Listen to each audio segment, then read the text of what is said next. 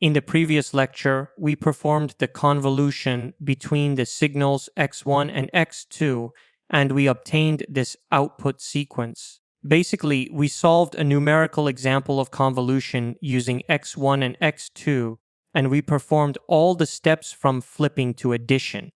Now, an important concept here is understanding the length of the output sequence and why the output sequence has a length of 7, starting from 0 to 6. The signal x1 has a length of 5 because its index starts from 0. So this is the first sample, and this is the fifth sample of x1. Similarly, the kernel has a length of 3.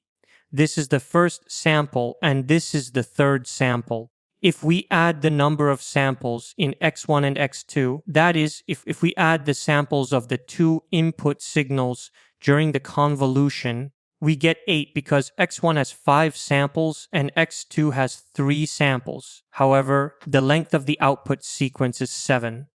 Now, this is not a coincidence. It actually follows a rule of thumb. We have performed what is called a full-mode convolution. In full-mode convolution, if the number of samples in the first signal is represented by nx1 and the number of samples in the second signal or kernel is represented by nx2, then the number of samples in the output sequence, which we can denote as n-convolution, is equal to nx1 plus nx2 minus 1. So the number of samples in the convolution output sequence is always 1 less than the sum of the samples in both input signals. This is the method for determining the number of samples in the output sequence when using full-mode convolution. There is another type of convolution mode called the same-mode convolution, which we will discuss in the coming slides.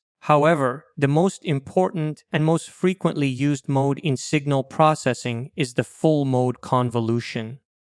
Therefore, in full-mode convolution, the number of samples in the output sequence can be found by adding the number of samples in both signals and subtracting 1. In the next lecture, we will implement this full-mode convolution in Python using modules such as NumPy and SciPy.